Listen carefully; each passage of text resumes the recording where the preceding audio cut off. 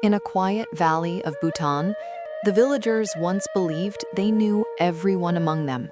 Houses were close, lives were shared, and nothing stayed secret for long. Among them lived a woman known for her kindness. She prayed daily, helped her neighbors, and worked to bring positive change to the village. One afternoon, she walked to the small shop by the end of the road. The air smelled of pine and wet stone. On her way back, her childhood friend stopped her, gripping her wrist tighter than necessary. "Listen carefully. A man has been asking about you." She smiled politely. "About what?" He is asking about your habits, your prayers, your dreams. It was him. She didn't need the name. Everyone knew the man who lived alone at the edge of the village, the one whose windows stayed dark even during festivals, the one whose smoke smelled wrong. The elders warned children about using only glances. A black magician. He admires you and he wants to know what you love. The salt slipped slightly in her hands. That night, she told her husband everything. His face hardened, not with fear, but fury. Before she could stop him, he stormed into the dark. The magician's house stood quiet when he arrived. No dogs barked, no lamps burned.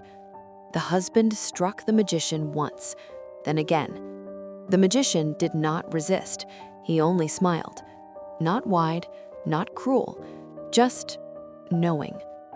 That was the last time anyone saw the magician living there. The next morning, the village felt wrong. The magician's house was empty. His ritual tools were gone. The ashes from his fire pit had been carefully swept away. Even the protective symbols painted on his door, symbols meant to contain what lived inside, had been violently scratched out. People gathered. Whispers spread. Then an elderly herdsman spoke. He said that during the night, he had seen a figure climbing the mountain path, the forbidden one, the path that led to the old cave no one used anymore. The figure carried bundles and walked without a lamp. That night, hunters heard chanting echo from the cliffs. Shepherds said their animals refused to graze near the mountain. Dogs whimpered and pulled against their ropes. A heavy smell, smoke mixed with metal, drifted down into the valley after sunset. That was when the villagers understood. The black magician had not left. He had moved higher. 3 days later, the woman collapsed. She was found on the floor of her home, blood staining the wood beneath her. Her breath came shallow and uneven, as if something invisible pressed down on her chest. Her husband screamed for help. "My wife is dying." Fear swallowed the valley. No wound could explain her condition, no illness fit. Elders exchanged looks they had hoped never to share. The insult, the beating, the empty house, the chanting from above.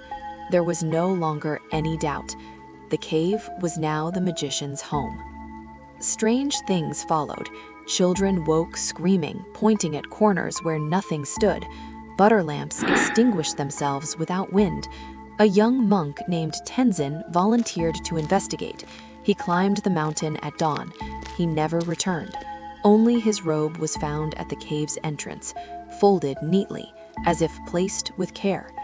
No one spoke of going near the mountain again. Then, one evening, a traveler arrived. He was silent, calm. His clothes were worn from distance, not age. He asked only one question. "Where is the cave?" The villagers begged him not to go. They told him everything, the magician, the monk, and the woman. The traveler listened. Then, as night fell, he began climbing. What happened in the cave was never seen, but that night, the chanting stopped. The mountain trembled. Wind screamed once, like something being torn away, and then fell silent. At dawn, villagers climbed the path. The cave was empty. The symbols were gone. The air felt clean. Days later, heavy rains caused the cave to collapse. sealing it forever. Children slept peacefully, animals returned to the paths. The traveler was never seen, and no one knew who he was.